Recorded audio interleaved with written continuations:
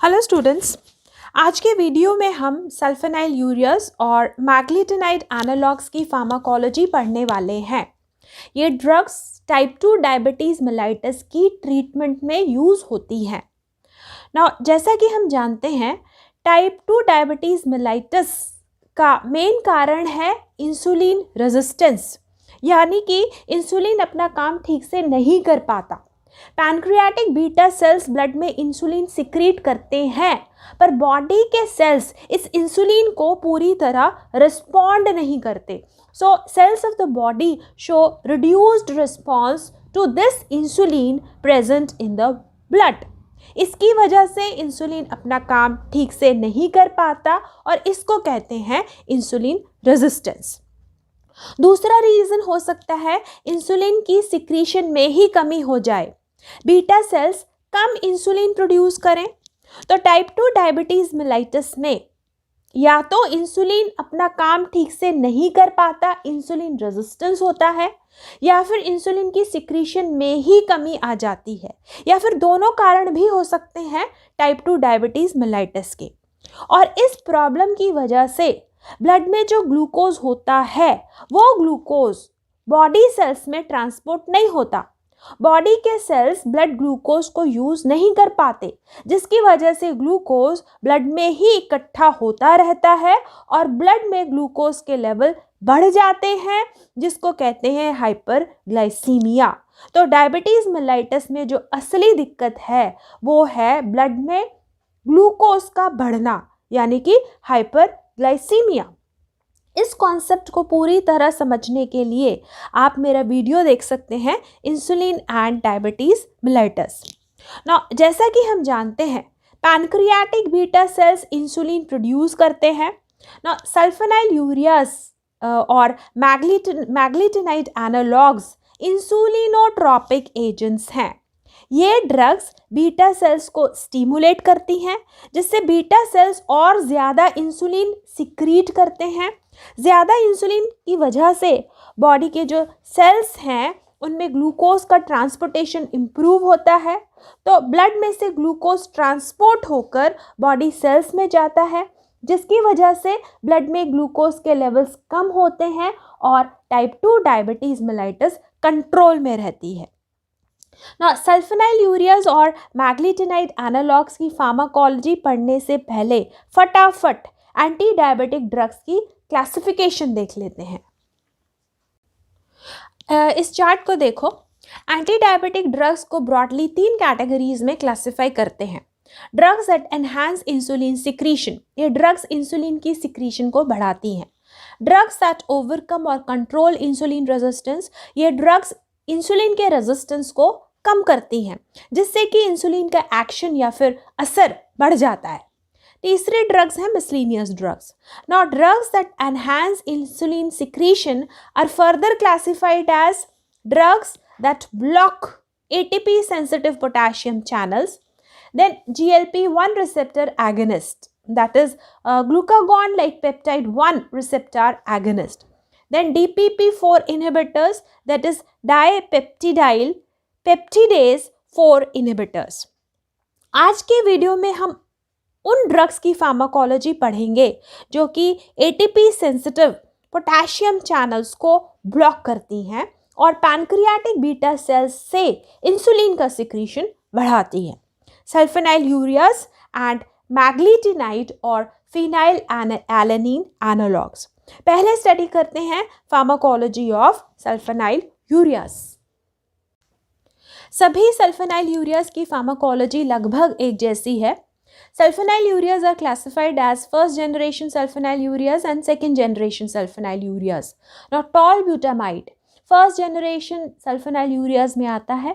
Second generation सल्फेनाइल ureas में आते हैं ग्लाइबेनक्लेमाइड, जिससे ग्लाइब्यूराइड भी कहते हैं, then glipizide, gliclazide, glimepiride. Second generation sulfonylureas ज़्यादा पोटेंट है, क्लिनिकली बेहतर है, इसलिए इनको टाइप 2 डायबिटीज़ मेलाइटस की ट्रीटमेंट में यूज़ किया जाता है। टॉल ब्यूटामाइड का यूज़ बहुत ही कम होता है। सबसे पहले समझते हैं मैकेनिज्म ऑफ एक्शन ऑफ सल्फेनाइल यूरियास। जैसा कि हम जानते हैं, pancreatic beta cells insulin produce करते हैं। सल्फेनाइल यूरियास एंड मैग्लीटिनाइड एनालॉग्स बीटा सेल्स को स्टिमुलेट करते हैं, जिससे इंसुलिन का सिक्रीशन बढ़ जाता है और इसीलिए इस कैटेगरी की ड्रग्स को इंसुलिनोट्रोपिक एजेंट्स कहते हैं। ना इंसुलिन का सिक्रीशन बढ़ने से बॉडी सेल्स में ग्लूकोज का ट्रांसपोर्ट बढ़ता है, जिससे ब्लड के ग्लूकोज लेवल कम होते हैं और टाइप 2 डायबिटीज मेलाइटस कंट्रोल में रहती है। Now look at this figure. ये एक पैनक्रियाटिक बीटा सेल है और ये हैं एटीपी सेंसिटिव पोटेशियम चैनल्स। ना सेल की रेस्टिंग स्टेट में ये एटीपी सेंसिटिव पोटेशियम चैनल्स खुले रहते हैं और पोटेशियम आयंस सेल्स में से बाहर निकलते हैं, जिसकी वजह से सेल जो है वो हाइपर पोलराइज्ड स्टेट में रहता है। ना SUR1 ये है सल्फोनाइल यूरिया रिसेप्टर्स जो कि in ATP sensitive potassium channels पर स्थित हैं। ना sulfonyl urea drugs in sulfonyl urea receptors से बाइंड करती है और in ATP sensitive potassium channels को ब्लॉक कर देती है।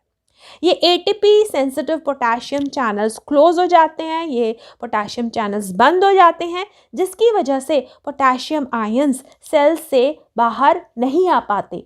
पोटेशियम आयंस सेल के अंदर इकट्ठे होने लगते हैं और जिसकी वजह से सेल जो है वो डीपोलराइज हो जाता है। सेल के डीपोलराइज होने से वोल्टेज गेटेड कैल्शियम चैनल्स खुल जाते हैं। कैल्शियम आयंस बीटा सेल के अंदर आने लगते हैं। सेल के अंदर कैल्शियम आयंस की कॉन्सेंट्रेशन बढ़ जाती है। कैल्शियम की कॉन्सेंट्रेशन बढ़ने से एक्सोसाइटोसिस होता है और इंसुलिन सेल से बाहर ब्लड में रिलीज हो जाता है। ना इंसुलिन की सिक्रीशन बढ़ जाती है। इंसुलिन की सिक्रीशन बढ़ने से बॉडी सेल्स में ग्लूकोज का ट्रांसपोर्टेशन भी बढ़ जाता है और ब्लड में ग्लूकोज के जो लेवल्स हैं वो कम हो जाते हैं। तो ये है पूरा मैकेनिज्म जिससे सल्फोनाइल यूरियाज बीटा सेल्स को स्टिमुलेट करते हैं और इंसुलिन का सिक्रीशन बढ़ाते हैं। Now very important, sulfonylureas increase insulin secretion regardless of blood glucose levels. अगर सल्फोनाइल यूरिया ड्रग ले ली, अगर सल्फोनाइल यूरिया ड्रग किसी टाइप 2 डायबिटीज मेलाइटिस के पेशेंट ने ले ली, तो सल्फोनाइल यूरियाज इंसुलिन का सिक्रीशन बढ़ाएंगे ही बढ़ाएंगे।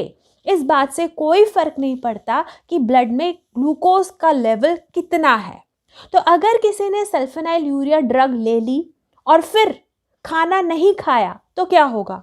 खाना ना खाने की वजह से ब्लड में ग्लूकोज कम है, सल्फोनाइल यूरिया ड्रग इंसुलिन की सिक्रीशन बढ़ा देगी और जिससे कि हाइपोग्लाइसीमिया का जो खतरा है वो बढ़ जाएगा और हाइपोग्लाइसीमिया बहुत सीरियस भी हो सकता है। So sulfonylureas increase the risk of hypoglycaemia. ना इंसुलिन की सिक्रीशन बढ़ाने के अलावा sulfonylureas extra pancreatic effect भी प्रोड्यूस करते हैं, जिससे इंसुलिन का एक्शन या फिर जो इंसुलिन की फंक्शनिंग है वो इम्प्रूव होती है। तो सल्फोनाइल यूरियाज इंसुलिन रेजिस्टेंस को कम करते हैं, पेरिफेरल टिश्यूज़ में इंसुलिन की सेंसिटिविटी को बढ़ाते हैं, स्पेशली लिवर सेल्स में इंसुलिन की सेंसिटिविटी बढ़ जाती है। सल्फोनाइल यूरियाज लिवर में ग्लूकोनियोजेनेसिस के प्रोसेस को इनहिबिट करते हैं, जिससे कि लिवर में नॉन कार्बोहाइड्रेट सोर्सेस से ग्लूकोज का जो सिंथेसिस है वो कम हो जाता है और लिवर में ग्लूकोज का सिंथेसिस कम होने की वजह से ब्लड में भी ग्लूकोज के जो लेवल्स हैं वो कम हो जाते हैं।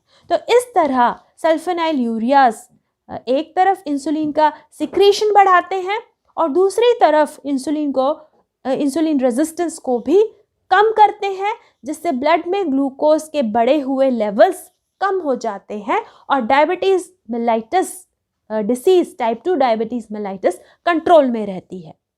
But very important, sulfonylureas are associated with the risk of hypoglycaemia. अब संक्षेप में सल्फोनाइल यूरियाज की फार्माकोकाइनेटिक्स पढ़ते हैं। These are well absorbed when given orally. Sulfonylurea drugs 90% या फिर उससे भी ज़्यादा परसेंटेज में प्लाज्मा प्रोटीन से बाइंड कर लेती हैं और इस प्लाज्मा प्रोटीन बाइंडिंग की वजह से इनका वॉल्यूम ऑफ डिस्ट्रीब्यूशन भी कम होता है।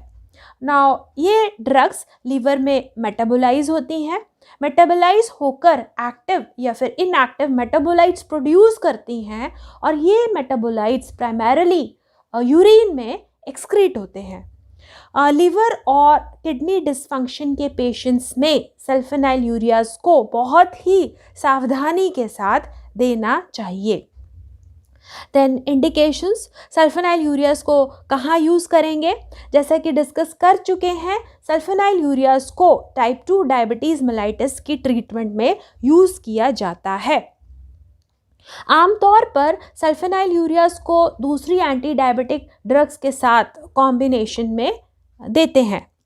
अब डिस्कस करते हैं adverse effects of sulfonylureas. Now hypoglycaemia, blood में ग्लूकोज के लेवल्स नॉर्मल से बहुत ज़्यादा कम हो जाना को कहते हैं हाइपोग्लाइसीमिया।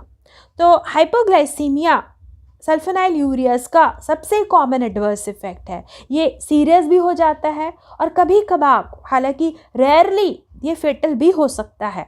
तो सल्फेनाइलयूरियाज को फिजिशियंस के प्रिस्क्राइब करने पर ही पूरी सावधानी के साथ लेना चाहिए। एक बार आपने ड्रग ले ली है तो खाना कभी स्किप ना करें और खाना जो है वो टाइम पर खाएं। अब समझते हैं हाइपोग्लाइसीमिया होने के चांसेस किन कंडीशंस में ज़्यादा बढ़ जाते हैं। नाउ सल्फेनाइलयूरियाज की जो प्लाज्मा प्रोटीन बाइंडिंग है वो है 90% या उससे भी ज़्यादा। तो ड्रग्स जैसे कि फिनाइलब्यूटाजोन, सल्फेनपैराजोन, सैलिसिलेट्स, ये क्या करती हैं? ये सल्फेनाइलयूरियाज को उनकी प्लाज्मा प्रोटीन बाइंडिंग जो साइट है उससे हटा देती हैं। अब जब जो सल्फेनाइलयूरियाज हैं अपनी बाइंडिंग साइट से हट गए तो उनका जो फ्री सल्फेनाइलयूरियाज का जो कॉन्सेंट्रेशन है वो ब्लड में बढ़ जाता है और इससे हाइपोग्लाइसीमिया का खतरा जो है वो भी बढ़ जाता है। इसके अलावा ड्रग्स जैसे कि कीटोकोनाजोल, सल्फोनामाइड, सिमीटाडीन, ये सल्फेनाइलयूरियाज का मेटाबॉलिज्म या फिर एक्सक्रीशन जो है उसको कम कर देते हैं। अब सल्फेनाइलयूरियाज का मेटाबॉलिज्म या एक्सक्रीशन अगर कम होगा तो उससे सल्फेनाइलयूरियाज जो है वो बॉडी में अक्यूमुलेट होने लगेंगे, इकट्ठे होने लगेंगे। सल्फेनाइलयूरियाज की ब्लड में कॉन्सेंट्रेशन बढ़ जाएगी और फिर हाइपोग्लाइसीमिया का खतरा जो है वो भी बढ़ जाएगा। दूसरे फैक्टर्स जिससे कि हाइपोग्लाइसीमिया का रिस्क बढ़ता है, जो कि ब्लड ग्लूकोज लेवल्स को कम कर देते हैं, वो है स्किपिंग अ मील। तो कभी भी अपने मील को स्किप नहीं करना। एक बार मेडिसिन ली है तो आपको अपना जो मील है वो टाइम से लेना है। Then unusual strenuous physical activity, then overdose of sulfonylurea, then liver और किडनी डिसफंक्शन, इन सभी कारणों की वजह से हाइपोग्लाइसीमिया होने के चांसेस बहुत ज़्यादा बढ़ जाते हैं। सल्फेनाइलयूरियाज का दूसरा इंपॉर्टेंट एडवर्स इफेक्ट है वजन बढ़ना, that is weight gain. Sulfonylureas allergic skin reactions भी प्रोड्यूस कर सकते हैं, जैसे कि रैशेस, फोटोसेंसिटिविटी, परपुरा एक्सेट्रा। अब पढ़ते हैं सम इम्पॉर्टेंट कॉन्ट्राइंडिकेशंस ऑफ सल्फेनाइलयूरियाज। वो कौन सी कंडीशंस हैं जहाँ पर सल्फेनाइलयूरियाज का यूज़ नहीं करना चाहिए। नाउ सल्फेनाइलयूरियाज का सबसे इम्पॉर्टेंट सबसे कॉमन एडवर्स इफेक्ट है हाइपोग्लाइसीमिया। नाउ बीटा ब्लॉकर्स जैसे कि प्रोप्रेनोलॉल को सल्फेनाइलयूरियाज के साथ कभी नहीं देना चाहिए। प्रोप्रेनोलॉल हाइपोग्लाइसीमिया के जो वार्निंग सिग्नल्स होते हैं उनको छुपा लेता है, उन सिग्नल्स को प्रकट नहीं होने देता, जिससे पता ही नहीं चलता कि ब्लड में ग्लूकोज के जो लेवल्स हैं वो बहुत कम हो गए हैं। और हाइपोग्लाइसीमिया जो है it can be very serious too. Now hypoglycemia का एक बहुत ही इम्पॉर्टेंट वार्निंग सिग्नल है टेकीकार्डिया। टेकीकार्डिया यानी कि हार्ट रेट का बढ़ना। नाउ प्रोप्रेनोलॉल क्या करता है, ये बीटा 1 रिसेप्टर्स जो कि हार्ट पर होते हैं उन्हें ब्लॉक कर देता है और इसकी वजह से हार्ट रेट जो है वो कम हो जाता है और अगर किसी पेशेंट को हाइपोग्लाइसीमिया हो गया और हाइपोग्लाइसीमिया की वजह से अब टेकीकार्डिया होना भी होगा, तो प्रोप्रेनोलॉल की वजह से वो टेकीकार्डिया नहीं होगा, क्योंकि प्रोप्रेनोलॉल ने हार्ट के बीटा 1 रिसेप्टर्स को ब्लॉक किया हुआ है। इसलिए सल्फोनाइल यूरियाज को बीटा ब्लॉकर्स के साथ यूज़ नहीं करना चाहिए। देन सल्फोनाइल यूरिया ड्रग उन पेशेंट्स को भी नहीं देनी चाहिए जिन्हें किसी भी तरह की सीवियर कार्डियोवेस्कुलर कोमॉर्बिडिटी हो, लिवर और किडनी फेलियर हो, या फिर उन पेशेंट्स को जिनमें कि सल्फोनामाइड से एलर्जी या फिर हाइपरसेंसिटिविटी हो। नाउ सल्फोनाइल यूरियाज और मैग्लीटिनाइड एनालॉग्स टाइप 1 डायबिटीज़ मेलाइटस और डायबिटिक कीटो एसिडोसिस, इसके अलावा प्रेगनेंसी, लैक्टेशन में भी कॉन्ट्राइंडिकेटेड होते हैं। तो ये है संक्षेप में फार्माकोलॉजी ऑफ सल्फोनाइल यूरियाज। अब डिस्कस करते हैं फार्माकोलॉजी ऑफ मैग्लीटिनाइड एनालॉग्स। इस क्लास में हैं 2 ड्रग्स, रेपाग्लिनाइड और नेटिग्लिनाइड। सल्फोनाइल यूरियाज की तरह मैग्लीटिनाइड एनालॉग्स भी इंसुलिनोट्रोपिक एजेंट्स हैं। ये पैनक्रियाटिक बीटा सेल्स से इंसुलिन का सिक्रीशन बढ़ाते हैं। इन ड्रग्स का स्ट्रक्चर सल्फोनाइल यूरियाज से अलग है, पर इनका जो एक्शन है वो सल्फोनाइल यूरियाज जैसा ही है। अब बात करते हैं इनके मैकेनिज्म ऑफ एक्शन की। मैग्लीटिनाइड एनालॉग्स भी पैनक्रियाटिक बीटा सेल्स के एटीपी सेंसिटिव पोटेशियम चैनल्स को ब्लॉक करते हैं। चैनल ब्लॉक होते हैं तो पोटेशियम आयंस की कॉन्सेंट्रेशन सेल के अंदर बढ़ जाती है, सेल डीपोलराइज होता है और इंसुलिन का जो सिक्रीशन है वो बढ़ता है। ना इंसुलिन का सिक्रीशन बढ़ने से बॉडी के जो सेल्स हैं उनमें ग्लूकोज का ट्रांसपोर्टेशन बढ़ता है, ब्लड में ग्लूकोज का जो लेवल है वो कम हो जाता है और टाइप 2 डायबिटीज़ मेलाइटस कंट्रोल में रहती है। सल्फोनाइल यूरियाज की तरह ये ड्रग्स भी अगर एक बार ले ली, ये ड्रग एक बार खा ली, तो इंसुलिन का सिक्रीशन बढ़ेगा ही बढ़ेगा। इस बात से कोई फ़र्क नहीं पड़ता कि ब्लड में ग्लूकोज के लेवल्स कितने हैं। तो अगर ब्लड में ग्लूकोज के लेवल पहले से ही कम है और रेपाग्लिनाइड या फिर नेटिग्लिनाइड ले ली, तो हाइपोग्लाइसीमिया होने के बहुत अधिक चांसेस हैं। तो ये ड्रग्स भी हाइपोग्लाइसीमिया प्रोड्यूस कर सकती हैं। इन ड्रग्स को लेने के बाद कभी भी किसी भी मील को स्किप नहीं करना चाहिए। अब आप इस टेबल को देखो, यहाँ पर रेपाग्लिनाइड और नेटिग्लिनाइड के कुछ इंपॉर्टेंट डिस्टिंक्टिव कैरेक्टरिस्टिक फीचर्स बताए गए हैं। सल्फोनाइल यूरियाज के कंपैरिजन में इन दोनों ही ड्रग्स की half life plasma T half छोटी होती है और ड्यूरेशन ऑफ एक्शन भी कम है। रेपाग्लिनाइड की प्लाज्मा हाफ लाइफ 1 घंटा या फिर उससे भी कम है और इस ड्रग का जो इफ़ेक्ट है वो 3 से 5 घंटे तक रहता है, मतलब कि इसकी जो ड्यूरेशन ऑफ एक्शन है वो शॉर्ट है। उसी तरह नेटिग्लिनाइड की प्लाज्मा हाफ लाइफ 1.5 घंटा है, ड्यूरेशन ऑफ एक्शन 2 से 4 घंटे है। तो जहाँ सल्फोनाइल यूरियाज 12 घंटों से भी ज़्यादा टाइम तक इफ़ेक्टिव रहते थे, वहाँ इन ड्रग्स की ड्यूरेशन ऑफ एक्शन काफ़ी कम है। ये ड्रग्स जल्दी ब्लड में एब्जॉर्ब होती हैं, ये जल्दी मेटाबोलाइज होती हैं, इनका एब्जॉर्प्शन फास्ट है इसलिए इनका ऑनसेट भी फास्ट है, इनका असर बहुत जल्दी दिखाई देता है। इन ड्रग्स का जो इफ़ेक्ट है वो कुछ ही घंटे रहता है, इसलिए ये कुछ ही घंटों तक पैनक्रियाटिक बीटा सेल्स पे अपना इफ़ेक्ट दिखाती हैं।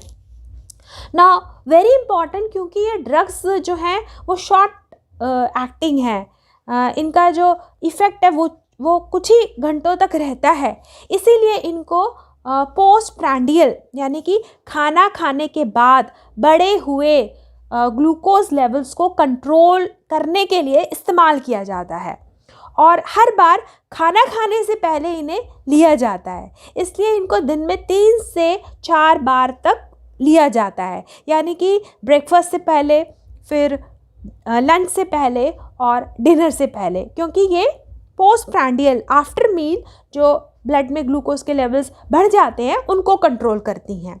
और एक बार ड्रग ले ली है, एक बार ड्रग हमने कंज्यूम कर ली है, तो उसके बाद हमें खाना जो है वो अपना स्किप नहीं करना। तो इन ड्रग्स को हमेशा खाना खाने से पहले ही लिया जाता है। अब देखते हैं साइड इफ़ेक्ट्स। सल्फेनाइल यूरियाज की तरह इन ड्रग्स से भी हाइपोग्लाइसीमिया होने का खतरा बना रहता है। ये ड्रग्स भी वजन बढ़ाती हैं। In addition to this mild headache, dyspepsia यानी कि इंडाइजेशन, देन अर्थरालजिया यानी कि joint pain, weight gain, repaglinide के साइड इफ़ेक्ट्स हैं। नेटिक्लिनाइड के साइड इफ़ेक्ट्स हैं डिजीनेस यानी सिर चकराना, nausea, flu like symptoms, joint pain. अब देख लेते हैं इंडिकेशन। मैग्लेटिनाइड एनालॉग्स को कहाँ यूज़ करना है। मैग्लेटिनाइड एनालॉग्स को टाइप 2 डायबिटीज़ मेलाइटस की ट्रीटमेंट में दूसरी एंटी डायबिटिक ड्रग्स के साथ यूज़ किया जाता है। ये ड्रग्स स्पेसिफिकली पोस्ट प्रांडियल खाने के बाद ब्लड में बढ़े हुए ग्लूकोज लेवल्स को कंट्रोल करती हैं। देन कॉन्ट्राइंडिकेशंस, कहाँ पर मैग्लेटिनाइड एनालॉग्स को नहीं देना है। कॉन्ट्राइंडिकेशन सारी सल्फेनाइल यूरिया जैसी ही हैं।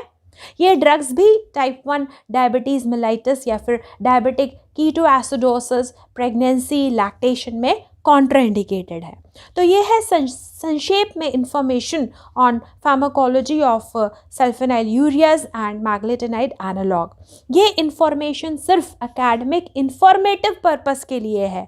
अगर किसी ड्रग को आपको क्लिनिकली यूज़ करना है या फिर टाइप 2 डायबिटीज़ मेलाइटस का ट्रीटमेंट करना है तो फिजिशियन से कंसल्ट करें। मेडिसिन्स प्रिस्क्रिप्शन के हिसाब से पूरी सावधानी के साथ खाएं। Do not self medicate yourself. अगर ये वीडियो आपको अच्छा लगे तो इसको लाइक, सब्सक्राइब और शेयर ज़रूर करें। Thanks for watching this video.